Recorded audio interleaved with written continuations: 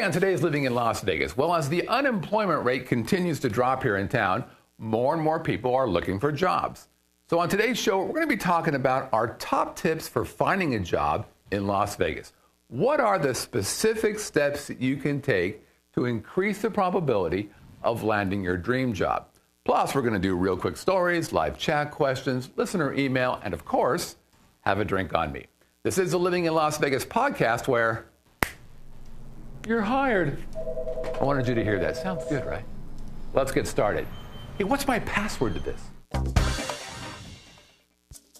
Nicely done. Password is Uber. Living in Las Vegas starts now.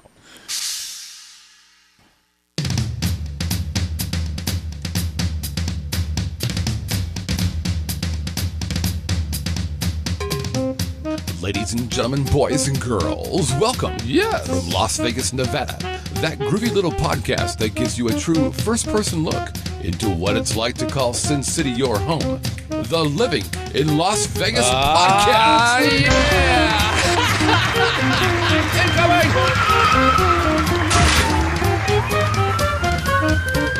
And now your host, a man who clearly needs some kind of introduction, otherwise you wouldn't know who he was. Sing about this, Mr. Scott Whitney.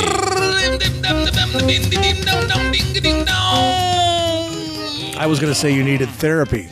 I don't feel like I need therapy. Hey, everybody, welcome to the Living in Las Vegas podcast here on the Vegas Video Network. Oh, tennis club. Golf yeah, a little, club. Little tennis club. Hey, by the way, I want to congratulate you for either watching this show or listening to this show, because you're listening or watching to the longest running podcast about Las Vegas that actually originates from Las Vegas. That's right. And by the way, it's hosted by a couple groovy local guys who've lived here for a combined total of 30 years. Because I think that's all it really is, right? Oh, you kill me. You're. I couldn't say 30,000. Don't go breaking my stride, which means we're not only going to cover what it's like to live here, but we're going to tell you all about our adventures. I used to have hair when I moved here. Right. And you know why he lost hair? It's because he's moving so fast. Exactly. Down the strip. It's like it's ripping up. The roots can't hang on. Yeah. So we're going to talk about what's like hanging out in the strip in downtown and Fremont, other groovy places here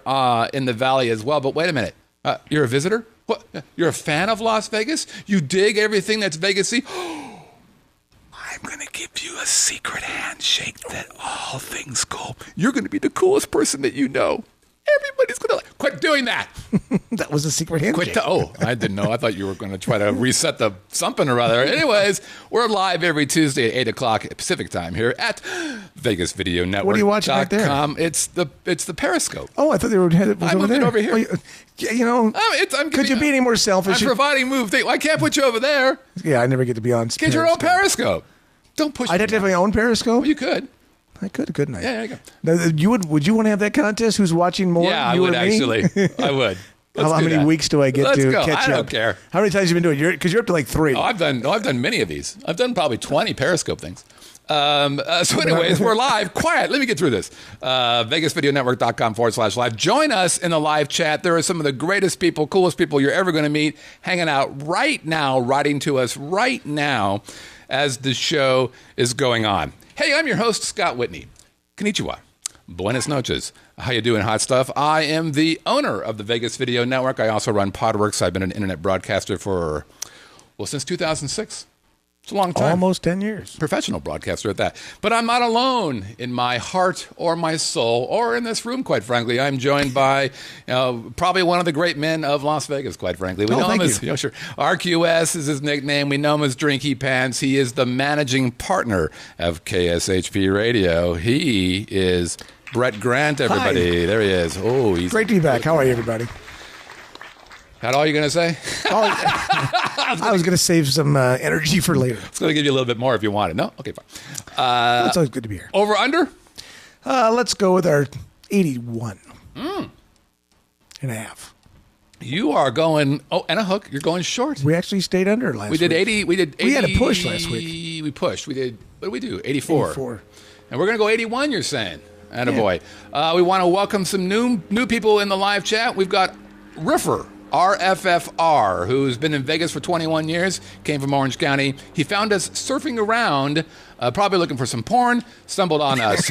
He also said it might have been YouTube.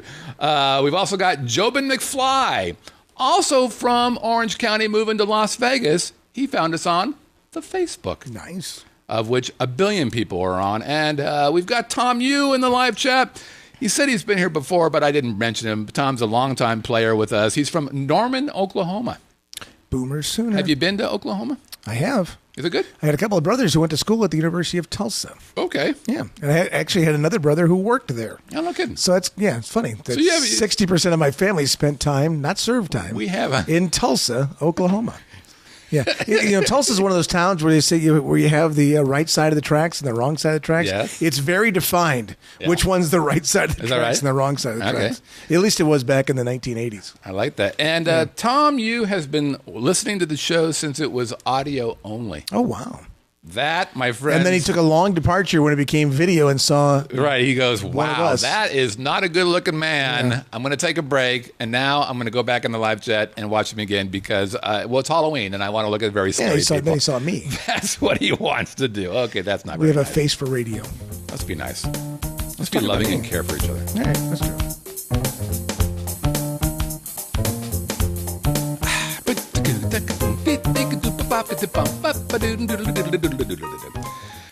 So I did a little research, and come to find out, about every 4 years or so on this show, we talk about getting a job. And Every it's 4 because years? every 4 years or so, people start coming to Vegas looking for jobs. Okay. It's been interesting. I did episode number 59 talked about it. Episode 159 talked about it. And now episode 256 talks about how to get a job. So we're in 3 Las weeks Vegas. Yeah, a little bit. Yes, we are actually 3 weeks. I have no idea what we're 3 talking shows about. early. So I'm going to take this from two perspectives. One is that you've got a couple people here who hire people, who have hired people, who have fired people. Sure. So we have, that kind of eye towards what we're looking for when we're considering somebody who either lives in Las Vegas or is thinking about coming to Las Vegas. And then also, as many of you guys know, my wife, Melissa, is a recruiter. She's actually the director of talent acquisition for the largest gaming manufacturer in the world. So she's kind of a big deal in the recruiting world, and she has seen, I don't know, let's call it 1 million resumes. Right. And so she's got a very strong opinion about what works and what doesn't. I asked her if she could update what I've thought about that and what she's told me in the past. She did that.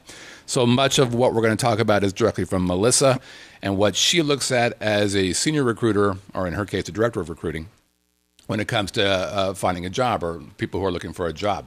What I've decided is to approach this from 3 tracks or umbrellic thoughts. Umbrellic, which I looked up is not a word. Umbrellic, people try to use it as a word. In fact, there was a tweet on Twitter that said, how the fuck is umbrellic not a word? Right. But it's not. But you know what?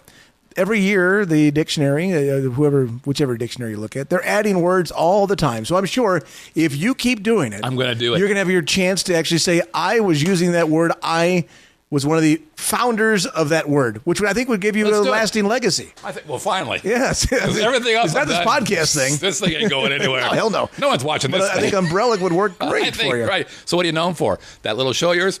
No. Umbrellic. Exactly. That's what I'm known for. So we're going to take 3 umbrellic or tracks at this. We're going to talk about hunting, that is looking for the job. Right. We're going to talk about the marketing of the product, which is you. So how do you market yourself so people look at you, the product, Right. and decide whether you're somebody they want to work with. And then finally, the interview process itself. I have, just so you know, because I didn't type it down in here because I was on my phone and it wouldn't work, but I do have the greatest interview question story ever. Doesn't involve me, but it involves somebody that I've known for a long time. When we get to when that. they used to work, that's great stuff. I got to tease it.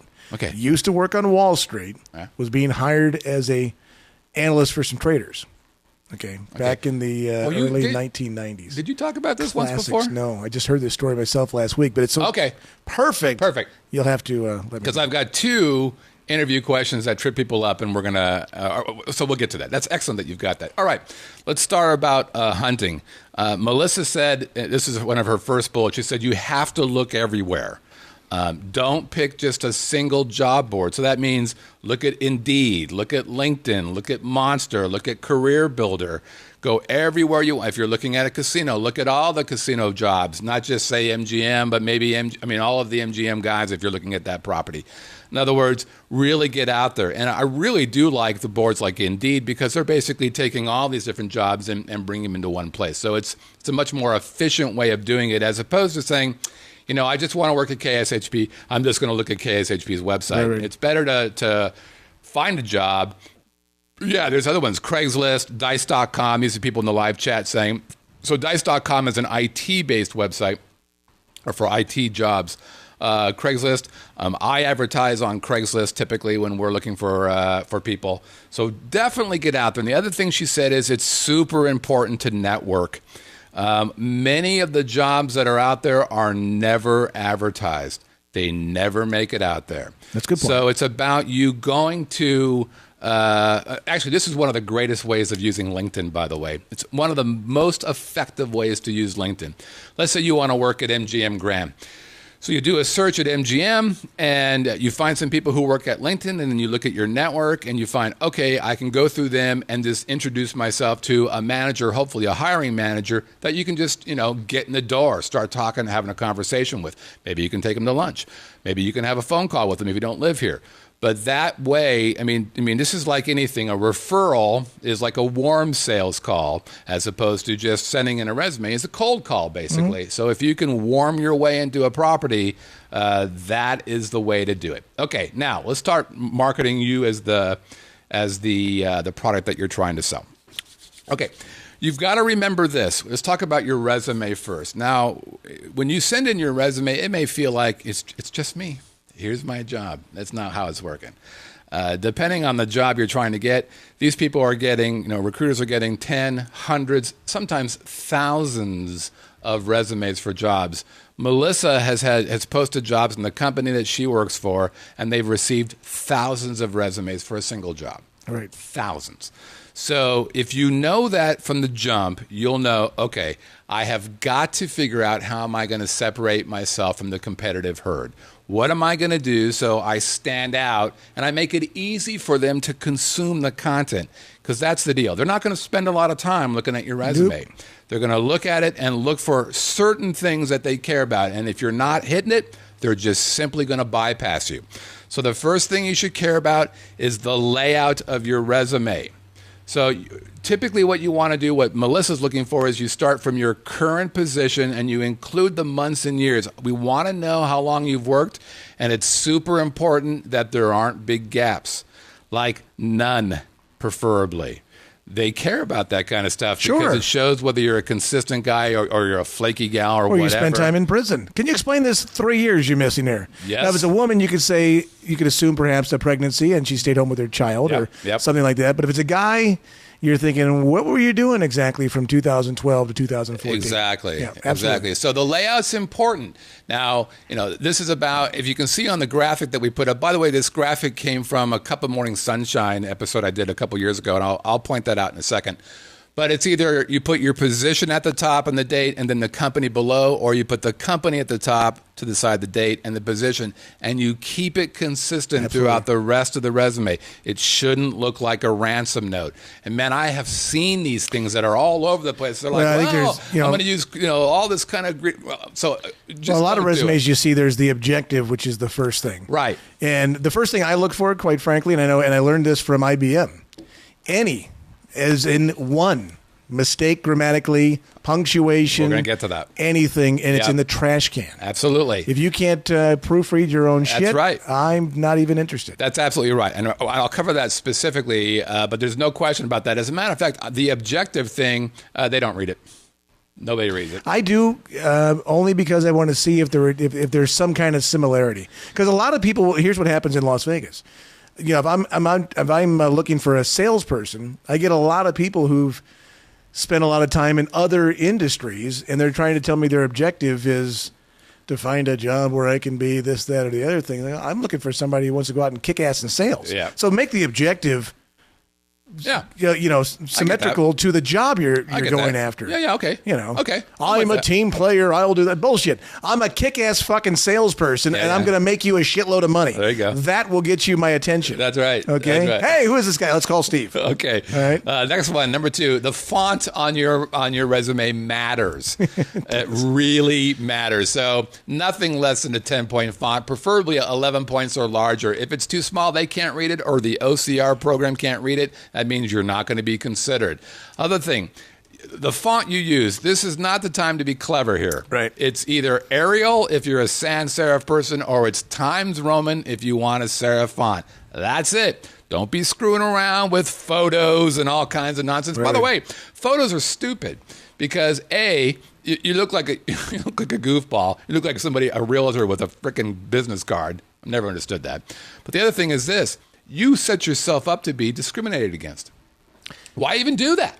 Don't put your photo on there. You put your photo on your resume? No, I ask for it. Do you? Include your photo because I want to see what Why? you look like. I want to see. There's a way for me to eliminate people right from the get-go. It's got nothing to do with discrimination. Well, it does. No, not really. No, it does. Absolutely it does. You're allowed to do it. Well, so if you send me a sloppy photo of you like sitting over like this at a bar, I'm going to talk about that in a minute. Right, which I've gotten before. Well, then that's just if you send me a ridiculous. picture with your girlfriend, I want a nice, professional-looking photo. Sure. Well, and it also depends on what the job is as well. So Well, you're talking about salespeople. Right. You're also talking about on-air people, which are actually the same in your business. Right. So there's something to be said for a professional look. Right. So I understand that. But if I'm hiring somebody who is, for instance, if I'm hiring somebody who's just doing behind the house stuff, I don't mean restaurants. Right, I get you. But they're very good, and they're not customer facing. I don't care what they look like. I just want them to do the fucking job. Right. So my point of this is that. If I'm doing if the employer asks for a photo, well, then you have to do it. That's part of the deal. If I'm doing like I've got a couple newer salespeople that I did not go through this process with of the photos because I contacted them through a referral. But if I send out, and I use ZipRecruiter quite a bit for the radio station, which is a really good source for me. So check out ZipRecruiter.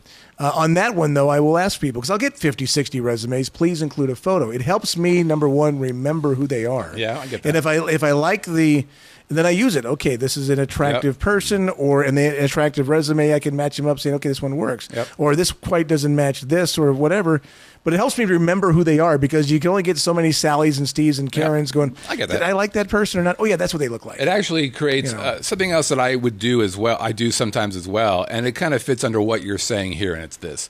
You give a specific instruction and see if it's been followed. Sure. So, for instance, a lot of people will say, reply and in the subject say, job, studio apprentice, for example. And if the reply doesn't have that, they're not paying attention to details. They're immediately eliminated. Right. So you have to pay attention to the directions they give you when it comes to taking that job. All right. Number 3, when it comes to actually listing what you do, we just want bullets.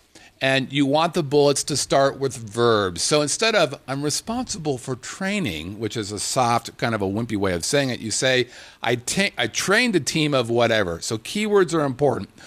What you want are action. And that's the key here. We want to know that you've done stuff. Show me you can do stuff. So that's the 4th tip.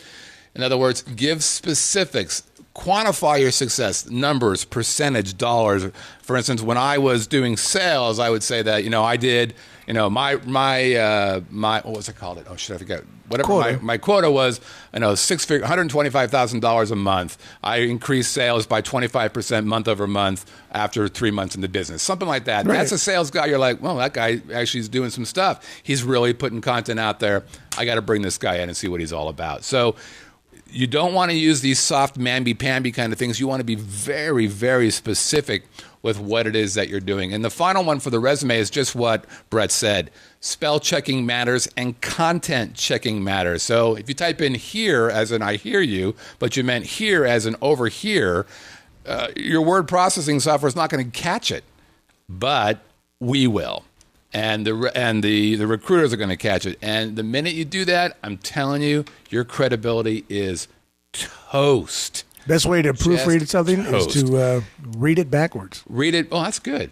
or give it to somebody else. Right. I think that's super important. Just let somebody else read your stuff, and they'll do many things. First of all, they'll find those kind of mistakes. Well, anybody that's on Facebook will see, and even if you have an iPhone, the programs will try to finish your words and thoughts for you. And you meant to type in a certain word like pod, and it came out pot. You're like, that's not what I want. Right. Stop telling me what I want. You That's really right. have to pay attention to that kind of stuff. Super important. Now, we did a show I had a show called Cup of Morning Sunshine on the Vegas Video Network. Episode 6 talked about those topics in a little bit more detail. So if you really want to get your resume in shape, I'd recommend going over to Vegas Video Network and then searching for Cup of Morning Sunshine, episode number 6. Okay, so now let's talk a little bit. We're still, talking about your product. Let's talk about social media.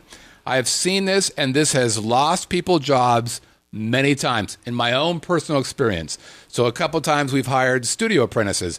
We may end up doing that again here pretty soon, maybe in the beginning of next year. And within your social media stuff, so Facebook, Twitter, Instagram, LinkedIn, I don't know, but don't bitch, don't complain, don't do something with questionable taste, don't have a crazy or weird or ominous picture, don't show photos of you drunk, don't do any of that stuff. Now, we all do all those things. But if you're looking for a job, knock it off. Because I'm telling you, I have looked at somebody and went, well, that resume looks pretty good.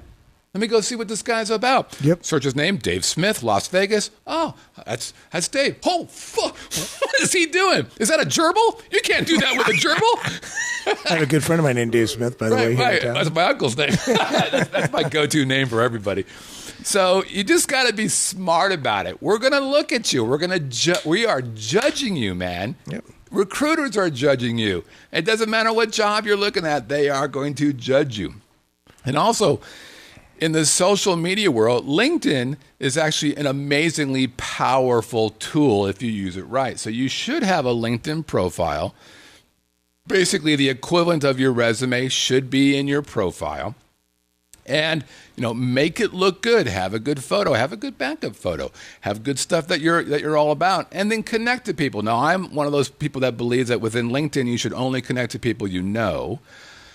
And a lot of people are against it. Actually, recruiters don't do that. Recruiters will connect to anybody because they want to be able to get to people. I don't believe that. And the reason why I don't believe that is because I'm not a recruiter. If somebody connects to me, there's a good chance they're going to ask me to recommend them to somebody else I know. I only want to be able to recommend people who I actually can recommend, as opposed to, Jim Bob, who, is a broadcaster in Austin, Texas, and he sees that I'm a broadcaster and he thinks we should connect. Well, it doesn't do me any good. Right, well, I get all of that. Because, so I don't take those connections, and I get 3 or 4 a day. It's like, hey, yeah, you're this. I'm like, or they were just in Las Vegas. Right. Oh, you're Las Vegas. We should connect. I don't know you. You could be fucking great. With what you do, though, there could be a lot of people that potential prospects for you. There's no question about that. There is no question about that. And if my business required me to use that kind of a process, I would absolutely do it. I know other people who are, in video production stuff, different kind of video production, right. who have used LinkedIn. I mean, they were struggling a little bit, and they've used LinkedIn to find jobs. So there's no question. I actually did a whole sales training, or not, I guess a marketing training, and I used LinkedIn as an example of, I got in front of a director at MGM. I'd been here for 3 months. Right. I didn't know anybody. Sure. And I got in front of these people to talk to them when I first got here. So LinkedIn is an incredibly powerful tool. That's another example of, connecting with the hiring manager at MGM, for example, and just starting to get in there and know people. It's very, very powerful. Okay.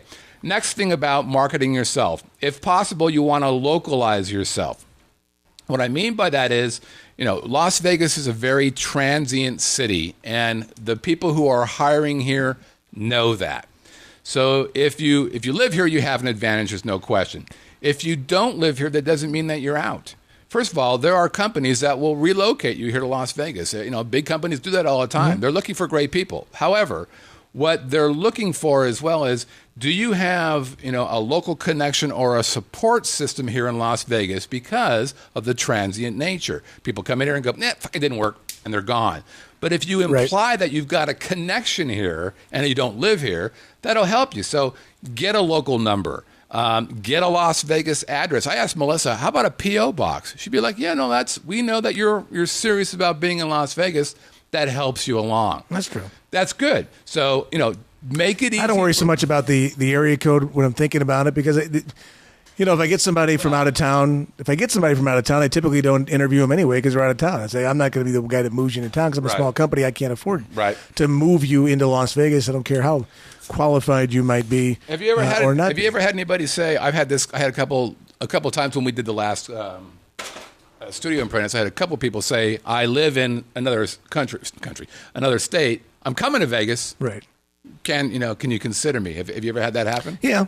And I say, when you get to Vegas, I'll see if I have a job opening. Yeah, right. And every time I've said that, they never show up. No, I mean, maybe they're finding somebody else. There is another option for people without having to go through individually interviewing at place after place after place, and that is go work for the staffing company or get hired by a staffing company. Yep. So I have a friend of mine who does sell for that, and he's like, hey, right now I'm working on all the furniture stores in town. I go, well, what do you mean? Tell me how that works. He goes, we'll go in and let's say whatever furniture store, and they need people who can work stocking or whatever, or work a forklift. And I've got people on my staff that we're paying, let's say, $10 an hour, $12 an hour, whatever it is, and we get them placed at whatever Joe's furniture store. Right. Joe's is going to be paying me $17 or $18 an hour because we're taking care of all the hiring, all the firing, everything else, and they don't have to worry about anything. If some guy is a screw up on the job, all they have to do is say, go home. That's right. And they're not fired from the staffing company. They're just not working at your place anymore. So you don't have to worry about workman's compensation. That's right. You don't have to worry about all that other. You don't have to worry about FICA and FUCA and all that because the staffing company is taking care of all of that stuff. That's right. So it's an option for people. That's a very good point. Yeah. Very good point. Now, we've got somebody in the live chat, Mike, who's been looking for a job here for a while, and he said in big, large letters, I knew it, you had to be a local. It's not what I said.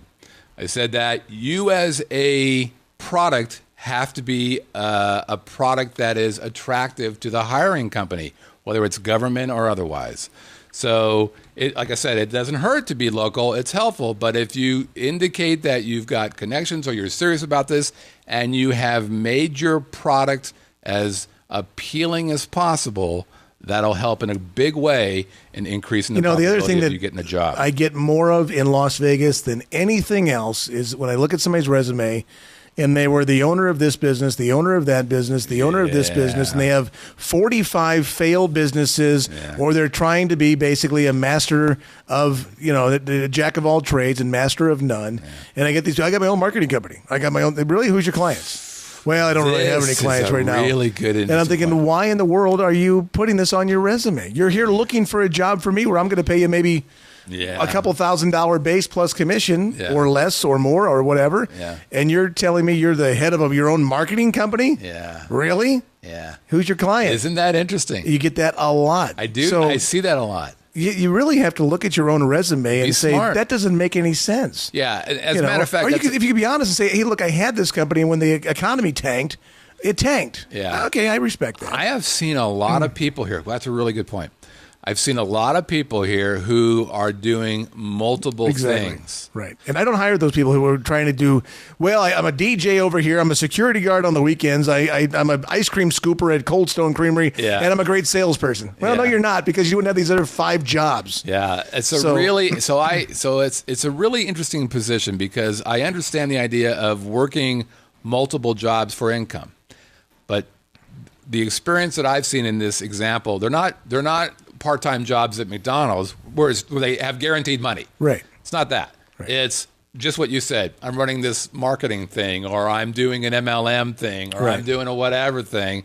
And when I look at that, man, it just screams of, I really don't know what the hell I'm doing. And from my perspective, I can't have that in my umbrella world, to be quite frank with you. Umbrella again. Okay. So now we've talked about the product. Now let's talk about the actual interview. You finally got in there. Congratulations. You've taken our advice. You've got a great resume. You've not done anything stupid in your social media. Again, congratulations. Which is almost impossible. But, it's you're going to say something stupid at some point. Well, you can say something opinionated, stupid. I mean, for instance, if you say something racist, you're an idiot. Right. Just don't do that. But if you can say something like, you can have a strong opinion. I've dealt with people who are, I hate the fact that Mayor Gooden is doing this. Well, That's fine. Or Goodman for them. Yeah. What did I say? Gooden, I don't know. Good night. Doc everybody. Gooden or something. All right, so now let's talk about the interview. First thing, you must research the company. This is muy importado. When I worked for other companies, I was the tough interview. And one of the things I would ask is, tell me a little bit about my company. Ooh. What do you got? And you're located here. yeah, I have washed out. And I did the same thing when we were hiring for Podworks for the Vegas Video Network. That was my first question, or one of my questions.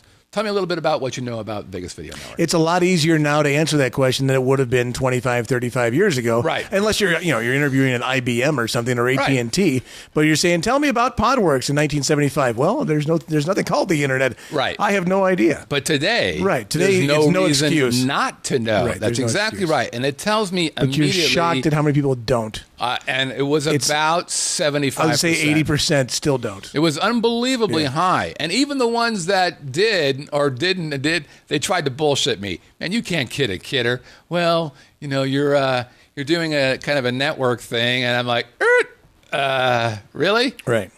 You could have just gone to, and I would show them the page. You probably should have gone to this page. And just read that. Because this tells you everything that I'm doing. And memorize it. Just fucking know this page. That's all I'm asking. I'm glad you asked me that question. Yeah, it's just Vegas Video Network Right. offers you this, that, and the other thing. So if you come into an interview and you do not know about the country or the company that you want to work for, shame on you. You don't deserve to get the job. Okay, here's the next thing. One of the most common questions you're going to get is, tell me about yourself. Right. Oh, this is not about you memorizing your resume and rereading your resume, because I've got your resume. It's in front of me. That's not what I'm looking for. Right. What I'm looking for is, show me the things that relate to my company. What do I, as the hiring manager, care about? That's what you should be thinking about. What are the desired qualities that I may be looking for? What are the intangibles that you don't see on a resume? Those are the things that I want you to tell me about. I don't care if your hobby is drone flying. Unless maybe I want to fly drones from a video in company. Pakistan. Oh, yeah, wait a that's second. not what I'm. Right, just two different drones. No, Been I watching want to too much know. Homeland. I'm sorry. What is the intangibles that will help for me? I might say, well, you have a copy of my resume, so you kind of know. Well, what's if going you're on going here. for a sales job, I want to hear I'm very competitive. I'm a self-starter. I'm self-motivated. I'll give you a couple examples of something. Whatever. Right. And then you kind of throw out That's what right. you're doing. Yeah, So I'm you're likable. really trying to. I have a fresh perspective. I'm a quick learner. I'm independent. I have a track record of success. I'm making my. I don't get. I drink like a fish starting at 5:01 p.m. every night. Right. And I just puke my guts out at 2:04 in the morning, but I'm here on time at But I'm back. 7:59. I'm back. And I've had those conversations with people before, and it's just you ask them stuff, and they're like dumbfounded by it. And this goes to my interview question. I think another one you don't really have here is the fact that you have to dress nice, and not by dressing. Look, if I'm in a professional business environment, and let's say you're a man and you have earrings and you have tattoos all over your arms, and you're coming to work in a professional environment, I want you with a tie and long sleeve shirt, earrings off. I don't care if you wear them on the weekends to the company Christmas party, whatever. But if you're representing my company, we're not showing your tattoos. We're not showing your earrings. I had a guy that came in to see me once about 10 years ago, and I ended up hiring him because I talked to him about it. He came in with 2 earrings in. Can you sell without those earrings in? It was the first question I asked him. I said, you're not going to wear those if you're going to work for me. No problem. Take them off right now. Okay, great. And I've had girls, and I had no idea. It must have been 8 or 9 girls in a row that all had tattoos. I did not know any of them did until almost years after they were working for me. Right. Because they hid them. Yeah. Now, they don't have neck tattoos and that Right. kind of stuff, but, the butterfly on the shoulder or the tramp stamp or something Tear. on your arm. Yeah, none of this kind of, the tear. I don't want to see, the thing through your nose. If they have the tier, Don't don't hire them. Now, if you're going to be a mechanic, I don't give a shit. You got tattoos all over the place, or whatever. But I'm looking for somebody with a professional appearance. I mean, you come into a job interview, wear a damn tie. Right. Don't wear hold white on. socks. I will tell you what that's wrong. So what you should do is research the company. So there are some jobs that if you came in with a tie, you would not be hired. So engineer jobs in Silicon Valley as a practice, like at Google or Facebook or Twitter, or all those guys. That must be casual. You come in with a tie as an engineer, you're toast. They're not going to talk to you because you're not paying attention. You don't appear to be serious in the job. But if you're hiring, Why is that? Because it's just not. It's the culture. So part Okay. of what they care about is, do you meet and match the culture of the company? That's what they care about. And also, I think a little bit has to do with maybe the abusive nature of how they employ people. Right. They work crazy hours. They don't want you to look good. They want you to be, hanging out and coding stuff up. Right. So you just want to be aware. So if you're doing a sales job, yeah, dress nice. If you're doing if you're a trash picker upper, you probably don't have to wear a suit. Just be cognizant of what. And by the way, there's nothing wrong with asking, what's the dress code of your company? I can't find any information about that. By the way, if I got that question, I'd be like, Interesting. that's smart. Yeah. This guy wants to know what's going on. I like that idea. I tell people once they're hired, I said, look, you're expected to look professional. If it's 110 degrees outside, I don't expect you to wear a tie. You can wear a polo shirt. Yeah. But you're not coming into shorts into work with shorts and flip-flops as a sales job. Right. So look nice.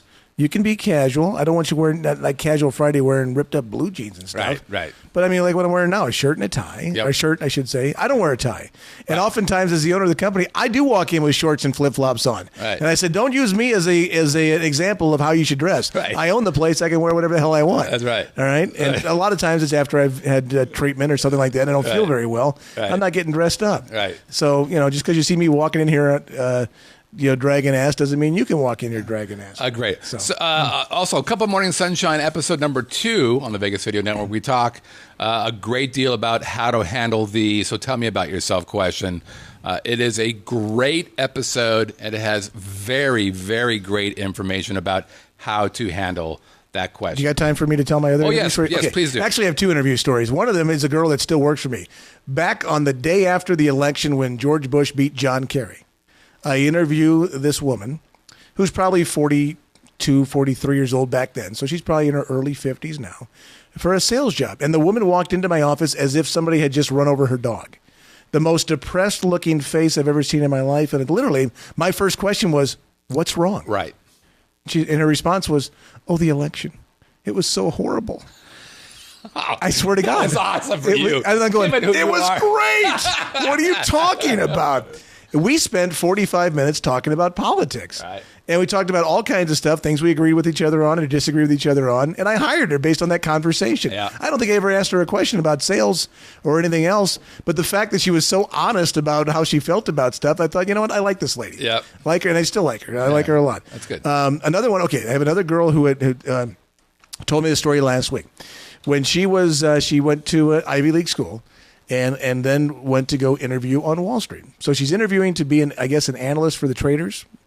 And it's, back then, back in the late 80s, early 90s, it's very much a guy thing. Right. So they put you in a room with 5 male traders, not Benedict Arnold's, but traders with a Right. D-E-R-S. Right. And they put you down there and they ask you a series of questions, such as, have you ever had an abortion? Really? They can't ask that question. Well, what they do is, and just listen. Wow.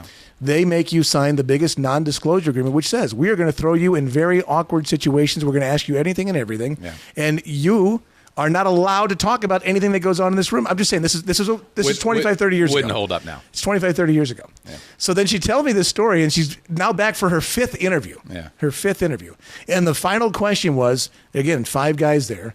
And they said, if you had to give somebody in this room a blowjob, who would it be and why? Fuck, you got to be kidding me. And her answer was, for pleasure or with a gun to my head? And the one guy started laughing. Now, usually the president of the company's there. Right. And, most people, if they either storm out and Such a great line. say, screw you guys, I'm going to go call my dad, he's a senator, and you're in trouble. Right. So a lot of them, out of 10 people, 8 of them run for the hills. Yep. And the ones who do answer usually say the president because they're sucking up to the guy who's going to be able to give them the most money. Right. And one of the traders laughing so hard going, I like her. I'm hiring her right now. I'm taking her. Yeah. Because that was the greatest answer ever. good. So she got hired. That was her answer. It's completely illegal. You can't do any of that Well, stuff. this is, again, 25 years ago or so. You know what? And I said the same thing. But the other thing they do, we talked about this before, they bring people in, for example, in the middle of the winter. On Wall Street. This is what you talked about before. On Wall Street, and they take them outside onto the patio on the 45th floor. And they leave them there for 15, 20 minutes, freezing their butt off. Or they stick them in the conference room and they make it 110 degrees in there. Right. And they want to see how long they'll sit there for. Yeah. I get that. Yeah. Let me one last interview story myself, and then we will take a break. And that is the very first person I hired as a studio apprentice for the Vegas Video Network was not my first hire. I interviewed this person, Sammy, who's in the live chat right now. No. And interviewed somebody else, and I actually picked the other person. Ooh. And Sammy was like, I really like what you're doing. Would it be okay if I just came by anyways and just kind of hung out? And I'll bring the beer. I'm like, yeah, sure, absolutely, you can do that. So this other person who he went and hired ended up being a flake, right? Like a real flake. Meanwhile, Sammy's coming and helping and doing stuff. She worked her way into that job. It was the smartest thing ever. So good idea. That's the persistent thing. And I'm not taking no. I'm still going to play. I'm still going to be in your face. I'm still going to show you. I was really, really impressed. Sammy says bringing the beer was the key. I think so.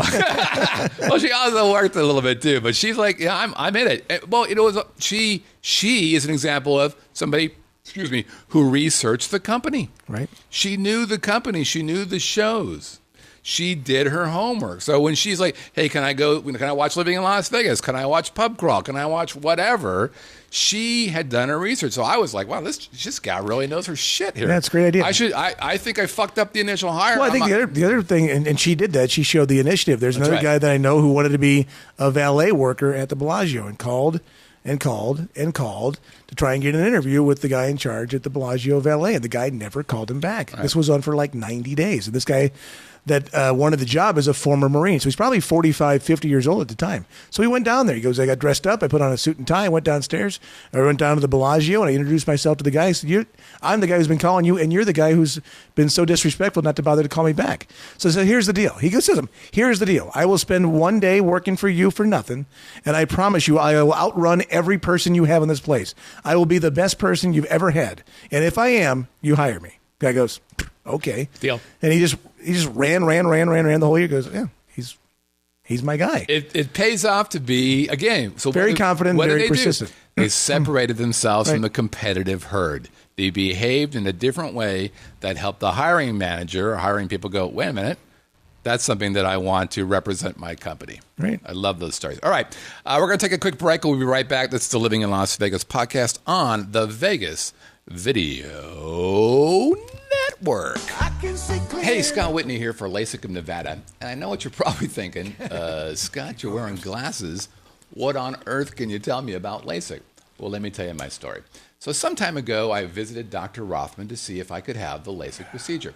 Had a couple tests done, and come to find out, I wasn't a candidate.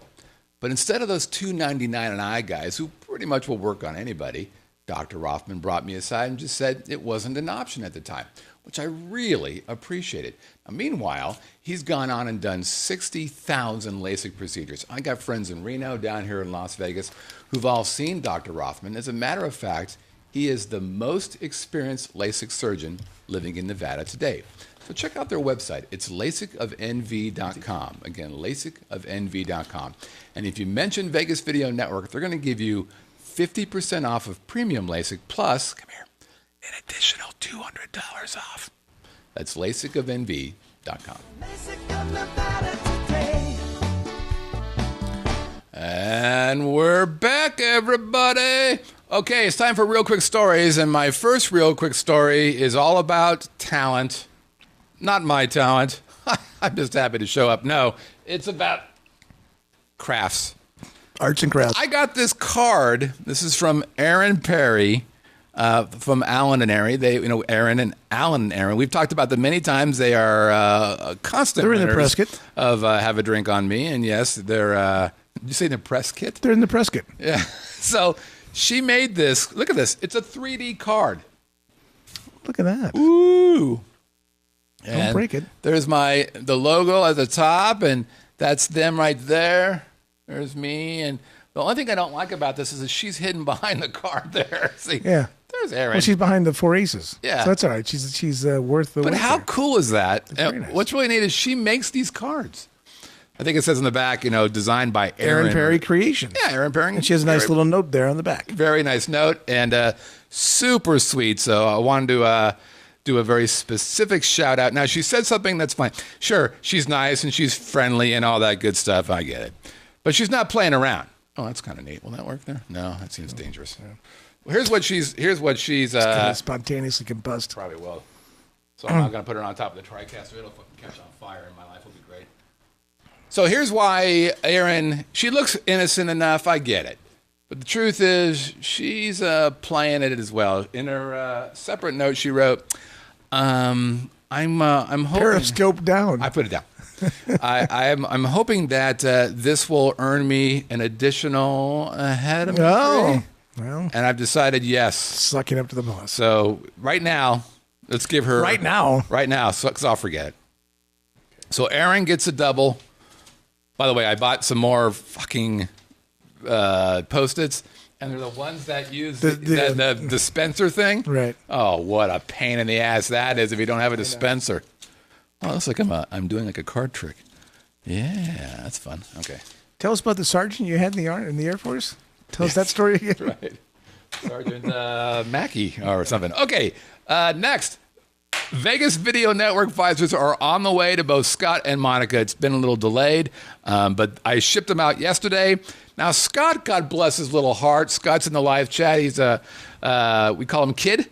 And I'm like, hey, he was in town last week. And I'm like, yeah, we'll meet. And he's like, yeah, let's meet for, an actual drink. I'm okay. How about Sunday, 1 o'clock? He's like, yeah.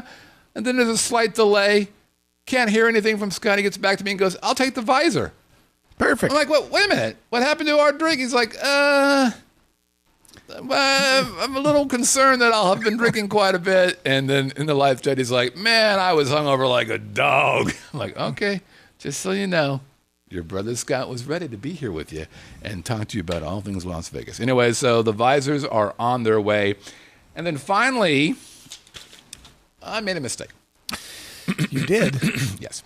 You may recall some time ago we talked about buying and selling homes. And I said that you had to disclose anything that happened. If somebody dies in the house or if you call the police. I remember that, Remember that? I was wrong. According to an article that I read, which is features a quote from somebody on your network, as a matter of fact, in Las Vegas, law NRS blah, blah, blah precludes an agent from sharing information about death in a house. Unless the house caused the death. Like it fell on you. Or it's Amityville Horror. Right. The information cannot be given out to anybody. It can't be given out to anybody. So I couldn't have been more wrong. Was that from Tim Kiernan? Yep. Yeah, Tim. Real estate disclosure laws protect the potential property buyer from deceitful selling. But again, so you have to talk about defects like plumbing issues or heating, septic problems, mold, pet concerns, all that kind of pest concerns. But when it comes to, bad things happened, nope. So the recommendation is that stuff freaks you out because you can learn about it afterwards. Right. Like, hey, here's your keys. And by the way, you walk out to your post office box for the first time. Oh, so you got the house where the guy killed himself or where he murdered his family. You're like, fuck. Yep. So what he recommends is Google that address. Look up the address before you buy the house so that you're not like walking into Amityville Horror or anything like that. That's a good point. Yeah, I don't think a lot of people ever thought of that before. Yeah, I thought it was real smart. Anything you like to do before we get into our live chat questions? Is there something I have to do? Nope. Okay. Sometimes you complain after the show. Nobody lets me talk anymore, so I'm just trying to let you talk. All right. So. Am I not talking tonight? No, you are talking. I'm just trying to make sure that you're okay. I'm having fun. I'm just giving you. I appreciate the invitation. I'm basically rubbing your breast. And for the first time ever, I am without thought. Right? It's good, right? I'm without thought. Mm-hmm.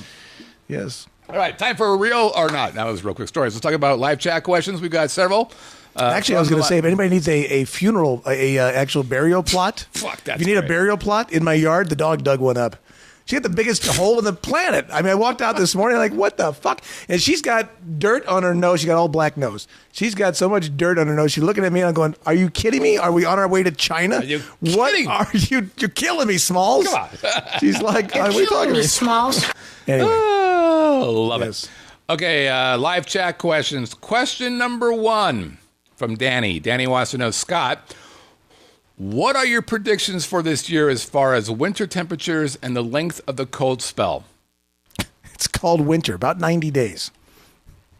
It doesn't fucking matter, because if it were up to me, I would have started this show with a moment of silence because I'm wearing a long sleeve shirt. Yeah, but it looks good. Yeah, it looks great.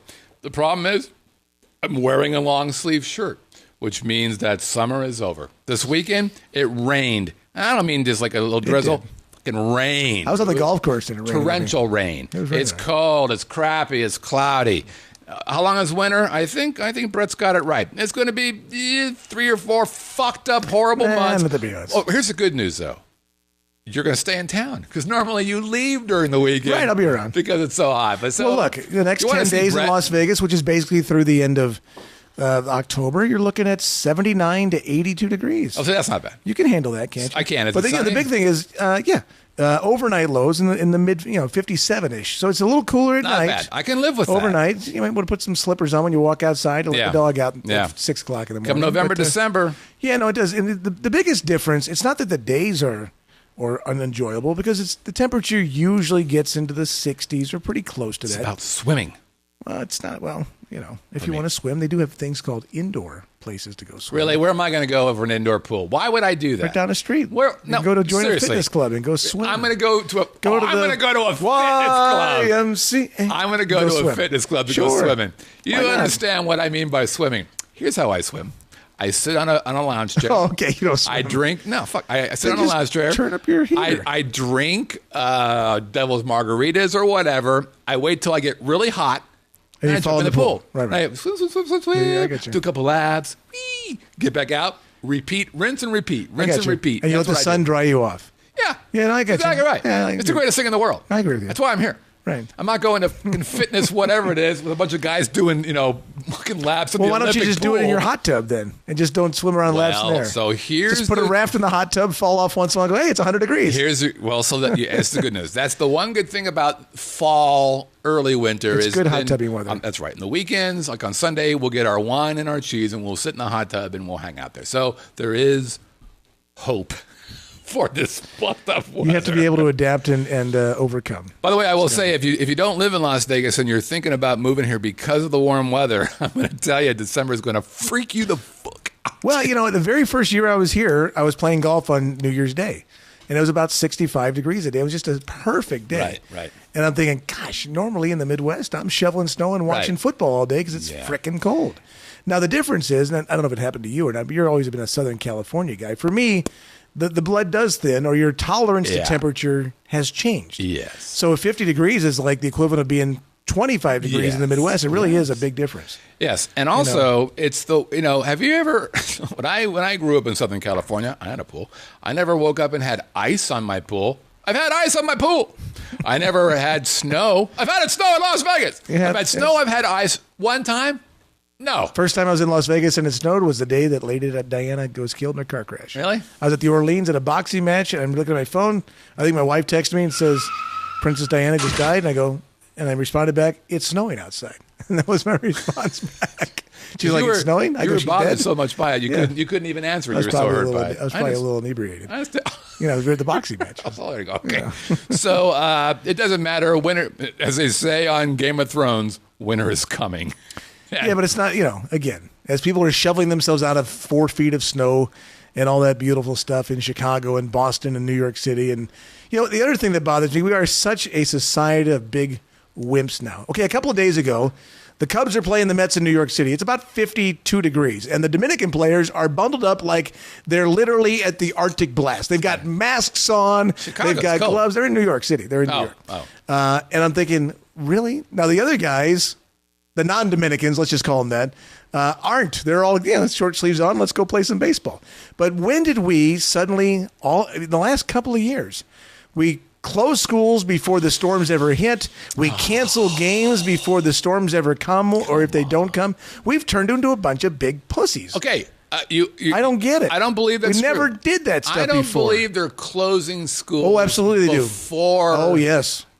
So they'll close the school if a big storm is coming. Yeah. So they prevent children from dying Really? Did we die when you're in Southern California? California. It was the like greatest 65 degrees. No, the greatest feeling in the world was knowing that you had an algebra test on Tuesday morning, and you woke up Tuesday morning, and you go, oh, great, it snowed. Turn on the radio. Is school canceled? We didn't But have what happens now is there's a storm expected tomorrow, 6 to 12 inches of snow. School has been canceled before a flake even flies. Well, I don't know about that. Okay, and you know how predictable the weather guys are. They're not. They're not good. They're not good. They're not good. Could you imagine your job being as bad as those guys are percentage-wise? No. And being in business still? Well, so a baseball player is great. Their best bet is to say, you know what? Tomorrow morning the sun's going to come up, and later that night the sun's going to go down. Anything between that, I'm not responsible for. What's the George Carlin thing? Tonight's forecast, dark. Exactly. Continued mostly dark tonight, followed by widely scattered light in the morning. Exactly. It's the greatest line ever. Okay. Kid Dakota wants to know, where is a great place for whiskey, rye, and bourbon? He loved the bourbon room. Where should I plan to go next? 2 places. There's a place called the Whiskey Attic. It's over on Harmon. This place has 1,800 whiskeys. Wow. It's one of those places where you go, you pay $75 or $150, and you get a flight of 5 or a flight of 10 whiskeys. It's got walls of whiskey. I've never heard of it. Harmon and what? Harmon and I don't know. I've been there. It's super highly rated on Yelp. That's where I would go if you're on the Strip. Delmonico actually is known as a whiskey place. So Delmonico Steakhouse, they got 600 plus whiskeys and bourbons. Really well thought of for places on the Strip. Last question for our live chat. Jimmy 2Gs, who is a mobster, wants to know what is. I don't make this up. I just read the facts. Jimmy wants to know, what is the biggest jackpot you have ever won? I'm not a big slot guy, so I've won much more on table games or sports betting than I have in machines. But my favorite one is during a commercial break while I was hosting the radio shopping show. I went next door to the old Scoreboard Lounge at Sahara and Jones. Now it's a Ms. Lola's, I believe it was, to go get a soda. And I hit $1,000 jackpot during a commercial break. Oh, wow. So I went back in and said, hey, guys, somebody else is doing the show. I got to wait. This is back when they had to bring the money to you. I'll be gone for about 25, 30 minutes. What do you mean you're going to? I just hit $1,000 next door. I'm going next door. I think my biggest jackpot is probably $1,100, $1,200, but I'm not a big machine guy. My biggest jackpot was marrying Melissa. Oh, you big suck ass. That line came from the live chat. I appreciate the writers of the live chat for giving to me. I don't play slot machines, and not because I'm against it or anything like that. I just don't play them. My biggest win playing cards was $500 playing 3-card poker. I got a royal flush. Oh, nice. And my rule of thumb is if you're playing cards or whatever and you win big, you stop right then and there. You don't play around. So this is at Binion's. I did my 3 cards, got a royal flush, got my $500. Said, thanks, here's my tip. We took off. Melissa and I took off. We were walking to go to the parking garage. And you got jumped. There was another 3-card poker thing. Nobody was standing there. Melissa's like, let me play a hand. I'm like, it goes against what I believe in. So she played her one hand, royal flush, another $500.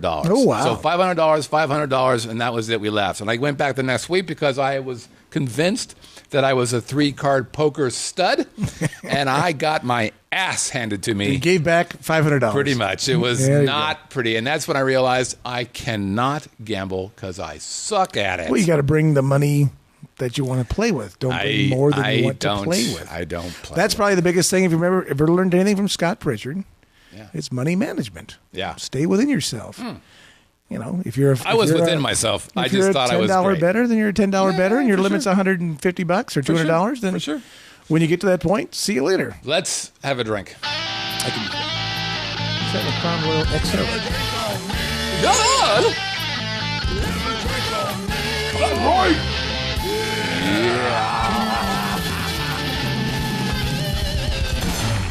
All right, it's time for Have a Drink on Me. And that's the part of the show where I will share with you a bar that I have likely visited, and then you guys try to guess what that bar is. And if you do so, you send in an email. Where do they send that email to? They send it to haveadrink@thevegasvideonetwork.com. Have a drink at vegasvideonetwork.com. But I wonder, what can they possibly win?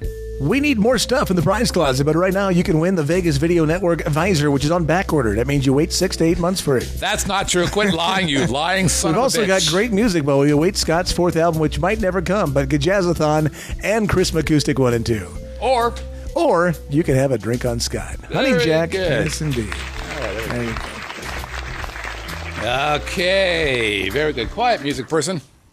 The orchestra sometimes just wants to keep playing. God bless their little We hearts. need to see the... Nothing wrong with that. See the gods. What? Yeah, I know. I'm just. I'm sorry, I was a director. I was trying to talk in your ear. There's also, yeah, but they can hear Galaxy of the that. Gods. I know. Great, well done. Great job. Now, there's also one other rule, and that is if you show the Gajazzathon CD in the wild, in other words, you take a screenshot and you show it actually, show it actually being used in the wild. Like, look at this. It's in Russia. Look at that. It's on a pregnant belly. Then all of a sudden, we're also going to give you an extra play here. I've decided to make a change after this week, by the way. Oh, and to save me writing? Huh? For save me from writing? No. Writer's cramp? What I want is, if you're going to use the in the wild, I would like you to be in the picture. Oh. So not just a screenshot, but maybe you pointing to a screen like this. It's called a selfie. Yeah, selfie with, or like on the, look, there's a good chance of time. That's what I want. And the other thing is, there's a good chance that if, in fact, you win, you may end up as part of the Galaxy of Gods. There's Alan and Erin. There's Bobs and Sammy, too. I love that guy. There's Jackie. There's Christina. She was pregnant once. There's Brett's dad. Twice, actually, you're right. Oh, my God. Hello. There's Dawn. There's Wade and Mike. There's Danny, who now has a red visor. And there is Mike. I don't know that guy. Everybody knows she got tripled because she sent me a thing and a card 3D. And that's all we've got. Pow, baby. All right. Low Rider. Chan That's calls one that of my music favorite Low Rider. songs. What's really? that? Chan calls it the Low Rider music. I love Lowrider and the other song by War. That's the same kind of thing. Two of my 19? favorite songs. No, 19? Lowrider. And Cisco Kid. Okay. Those are two of my favorite songs. I love that. Really? Well, I thought Low Rider was very appropriate in Gone in 60 Seconds when they used it in that film. Oh, I love that song. Okay, let's look at last week's Have a Drink on Me. We had 23 entries, and of those 23 entries, 23 were correct. That's because we gave it away. The answer, we gave 3 clues, and the clues were Bond at Cosmo, Bond at Cosmo, and of course, James Bond at Cosmopolitan. That was the correct answer. Okay. Very good. Let's take a look at who have been entries. Lots of them. Tons of them. Okay, here we go. Ready? Yep. Let's see. Hold on, stand by. Oh, look at that. Brad at Baton Rouge. He's in there. He's there. I see him right there. He's already, that's pretty smart. Brad is bright. Brad is like, I'm typing in ahead of time so they know that I'm there. So Brad is in there. Way to go, Brad. He gets double the fun. Penny G from Plymouth, North Carolina. I don't think Penny's in there, but let me double check on that. Where's she from in Carolina? Where? North Carolina. Well, where? I don't. You said. I don't know. Plymouth. Is that right? I think Yeah, that's I what don't you said. think she's in there. Okay. Pop calls it roll call. Roll call. Roll call. Bob in Las Vegas. Bob's like Bond, I guess. Fuck. It's like he had no time. We're Pops were actually taking attendance. is what I don't we're think doing. Bob's like it's Bond, for fuck's sake. Get off my back. Michael Lizowitz, who's Mad Chipmunk, I believe. Mad Chipmunk is in the. There he is. So Michael is in there. We're gonna give him. There he is. Boom. Excellent. Tom Ugleen. Well, we know Tom's in there. We mentioned him at the beginning of the big show. There's Tom U. I'm not sure how you pronounce that. Is it Ugleen, Tom? Wave. Hello. Up in the back. Live chat Timothy. people. Live chat people are awesome. If you've never seen the Key and Peele episode where he's doing Ugleen. where they're doing attendance, it's one of the greatest comedy skits ever. Okay, we've got Chan, and Chan is in the live chat as well. Ken says, I should not play, I don't drink. Pfft, You don't have to drink. You can get a Visor or a amazing music CD. Come on, Ken. Who am I putting there, Chan? That was Chan. This thing sucks. These. I know. I fucked up. I have one on my desk as well. I have the same thing. It's like driving me nuts. Oh, it just pisses me off that I did that. What an idiot. KB Pitt. Now, KB was in there, but I don't see him there anymore. So I'm sorry, KB, but you're not in the big live chat. You can't take advantage of our generosity. Okay. Scott Van Fleet, Kid Dakota. We know Kid's in there. He told me that he was hungover and could not meet me. Attaboy, Scott. We've got Jim Gallagher. I don't think Jim's in the live chat. But the live chat's telling me I think Scott should give away cash equivalent for drinks for people who don't drink. That's fucking stupid. I'm going to send you a check for $12.42. Who? No, that's unacceptable. But you know what? Scott always goes to happy hour, so it's about $1.50. I never go to happy hour. I'm spending hundreds of dollars on these people. Come to find out, people who watch this show, they want to buy lushes. Oh, yeah? No, they're like, yeah, I'll have a drink. I'll have the... Let's go to... Let me have the 75 ounces. Tiki room, and I'll have the big $100 drink. Wait a minute. Well, according to the law, you have to buy me a drink. You didn't say which drink. Hey, fucker. I got the never-ending drink, yes. Right. Tom Reedy from Florida. I don't think Tom's in there. All right, here we go. Glenn Santa, who's a past winner, been there a few times to Bond. It's his least favorite place at Cosmo, but yet the drinks are tasty. Oh. So most drinks are tasty. Yeah. We got Craig Doherty. Now, Craig might be in there. Let me see. Most places at the Cosmo are my least favorite. That's good. I just hate the layout of the hotel. Craig is from Charlotte, North Carolina. He just saw the podcast. He just got this in today, as a matter of fact, I think. He was 10 days in Las Vegas, and he loves the podcast. Excellent. A kiss to Craigie. All right, Erin Perry. Erin has already got one in there for a double. She's not in the live chat, but her husband is. I recognize the bar. She recognized the bar and said, Al, what is the bar? Al knew the name of the bar. That's teamwork. You know what we do here? The opposite? No. We bring people together. Oh. We keep couples married. Oh, that's nice. That's what we do. Yeah. They actually told me when I met them in the live chat, when I met them for Have a Drink on Me, I think that's why they gave me this card, is they said, the reason why we're still married is because of you, Scott. I thought that was very sweet. That was a lie, by the way. I figured that out. You wouldn't know. Mike Q, we know, is in the live chat. Let's give him a Mike Q in there. Hope the typing is okay. His eyes are dilated as shit. The keys and the screen are big and blurry. Mike does heroin, so we've got to keep Mike off. Let's keep Mike off the smack. So let's let him win. Before or after he's loading the ammo? Hopefully I can get Mike a drink so he stops doing the heroin. Michael Snow from Chicago. I know Michael was in last week. I don't know if he's in this week or not. I don't see him. There's the Chicago Snowman's here. He's right there. Is that him? Oh, that's there he is. Hey, Thank you, sir. I'll have another. Michael, are you the guy? I worked with a guy at Michael Snow named Michael Snow a long time ago. Are you the same guy or are you somebody else? I want to know. He says that's so Michael's me. In there. He says that's me. Is it me? No, not in Chicago. No. So for Polycom, Gary Romberg. Gary says loves the show. Attaboy, Gary. Okay, and Alan Perry. Alan is in fact in the live. No, he's not in the live chat anymore. Oh, Alan, I'm sorry. Alan, shame on you, Alan. Is that it? Nope, we got to ship more. Oh, okay. What's that one? Why is that one? Oh, we got a print. Move your stuff. Come on. Chris Scott from Hull, England. We're international, baby. What does Chris have to say? Chris says, Brett, I love you very much. I've left my husband. I'm on my way to Vegas. That's unlikely. Dear Brett and Scott, not Scott and Brett, I got top billing. Who loves you? Yeah. Who loves me? She loves me. Who loves you, pretty baby? Ooh, doing a little Frankie Valli. Mm-hmm. So where is the clue about 007, you ignorant bastard? I recognize, with an S and not a Z, the view opposite, and know that Cosmo has a bar called Bond from the reviews I have heard. I also remember the ladies dancing in those glass capsules on our visit in August. So I guess it has to be Bond, especially as I have not heard of a bar called Bale.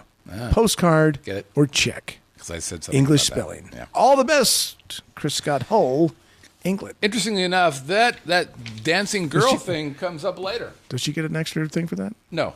No. And we've got Danny Ackerman, Oh, who Danny. we know is in the live chat. Create a double. Oh, okay. Did she perform her 6-hour videos for us as well? Nope, she was unable to do that today. She's on strike. She's on strike. She's had enough of your shit. She's actually doing a small documentary. My life watching the Vegas. 45 minutes Yes. on Brett can, eat me. Ooh, that's a little harsh. All right, go ahead.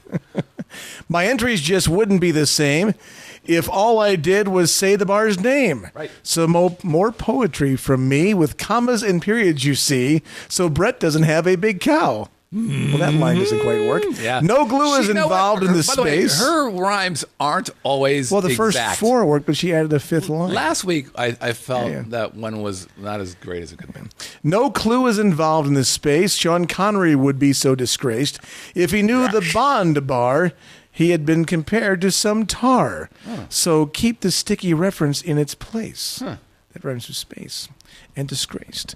Thank you for another enjoyable Tuesday evening. Love the show. It's second only to that awesome one on Thursdays at 3 p.m. That's Bond which is coming called in on the helicopter. Niche in Las Vegas. Funny thing is, remember when she first started the show, it was, you would say niche, right? I said it one No, time. I'm just saying you would say niche. One time. And I said niche. Yeah. There was a show on it's a show I just saw, a comedy show where the husband and wife they were a couple. They were dating. They broke up because the one kid, this is my niche. He goes, it's your niche. He goes, it's my niche. Niche, bitch.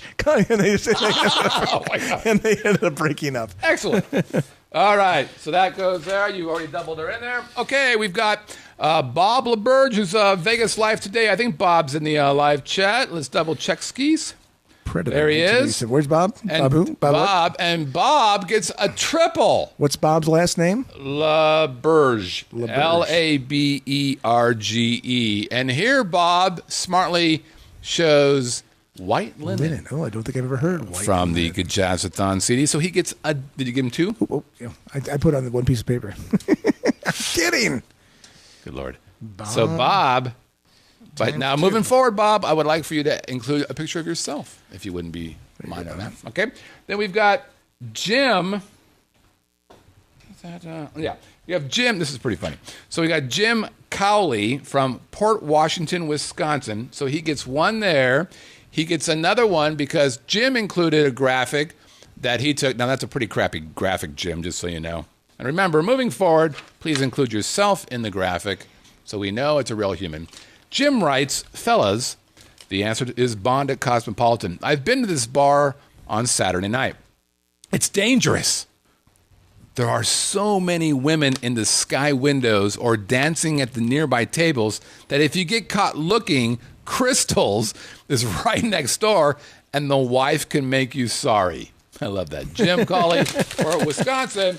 So then we get an entry from Kay Cowley. K is the letter K. We don't know. It could be Chris, could be Karen. It's his wife. Could be a lot of things. Yeah. And Kay writes, I caught my husband staring at somebody's ass at the Cosmopolitan. I received a purse from Crystal's that particular stay in Las Vegas. Why, you say? Because I caught my husband looking way too long at the girls in the window at Bond. Love your podcast. On Saturday afternoon, we were at went over to Twin Peaks and met some friends from college for lunch. And as I was going down the escalator, the girls from I think the cocktail waitresses at the Planet Hollywood, several of them were coming up the escalator. So I told my wife, I said, honey, if you notice, I'm going to turn around and watch them on the backside on the way up. And there's a couple of guys standing behind me who are just dying laughing. I go, look at that view, fellas. Beautiful. I mean, come on. okay, did you give her one? We can appreciate beauty. Did you give her a double for that? Do I need a double? She didn't give us didn't do anything to deserve a double. No, right. Yes, she did. And Did here she it is. send a picture too? She sent a picture. There she is. Okay. That's a different song. Boz Different Dog. song. So that's right. And Pretty that's smart. K what? Cowley. Cawley. Okay. All right.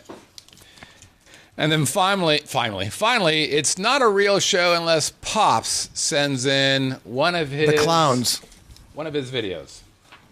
And And a novel? Pops and a novel. Here's Pops' video. Do I want to read this? Yeah, it's actually pretty funny. Although he uses a nasty word here. Let's see. First of all, let's look what Pops has got to do in his video. Okay, your Vegas date night is coming to a conclusion. You want a little personal togetherness time. You've done everything you can to set the mood.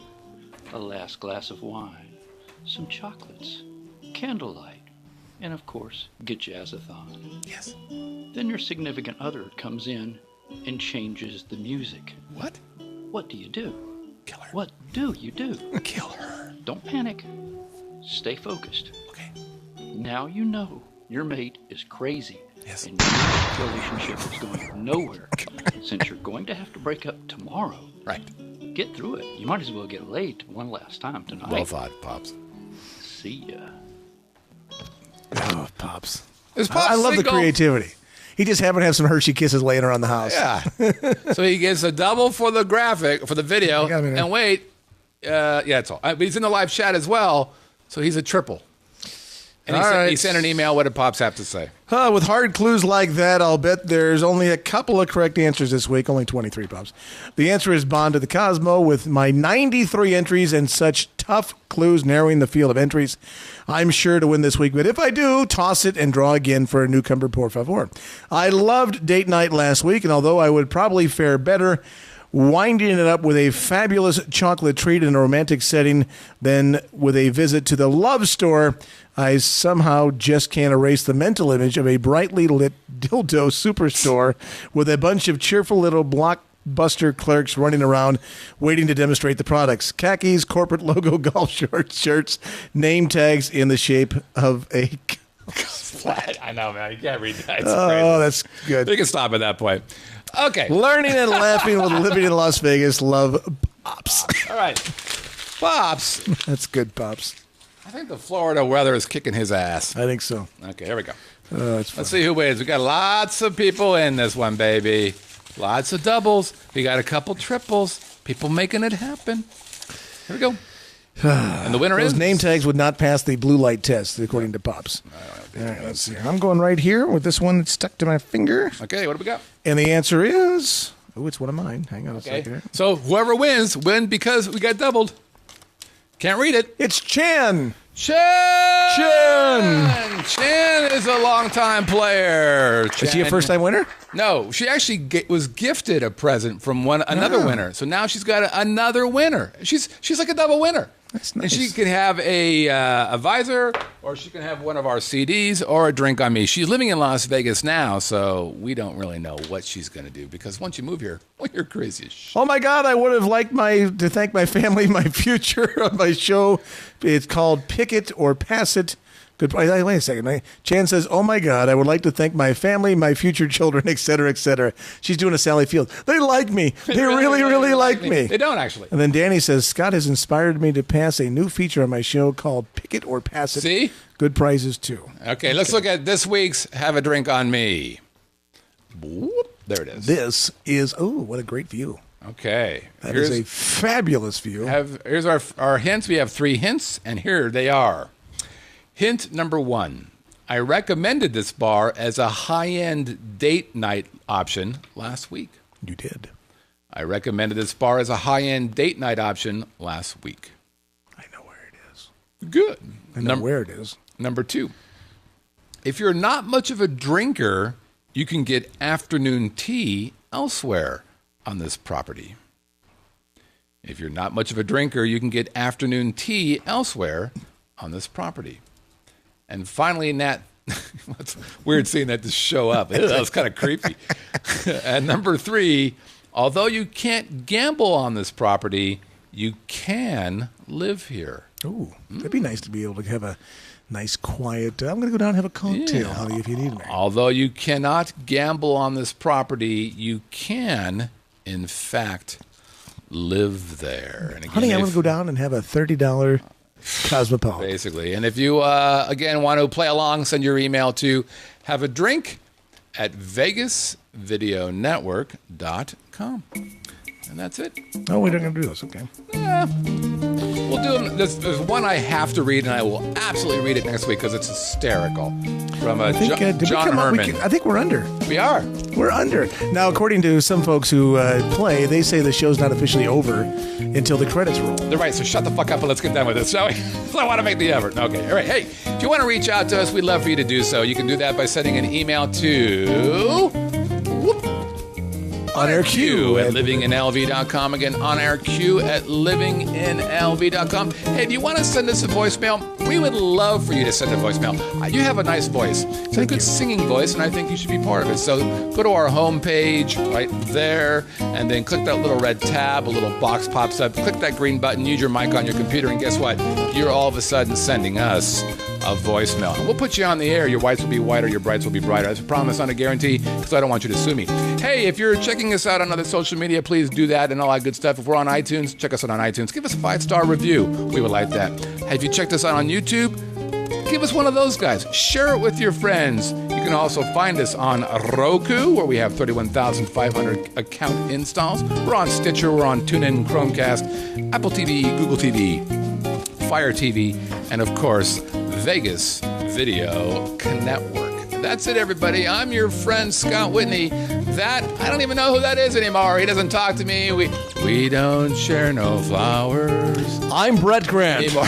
I'm Brett Grant, broadcasting live from Las Vegas. Signing off until tomorrow. Thanks, everybody, for playing I'm Ted along. Knight. And Ted Baxter, actually. Next week on Tuesdays, 8 o'clock, we'll see you guys. Bye now. Hasta la vista. Bye now. I forgot to do the early at the beginning. People thought that was part of the show. Talk over this. Why not? Well, just you going. That's pretty good stuff, by the way. Because you're a good scat guy.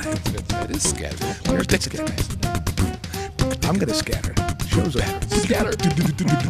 Scatter also means play.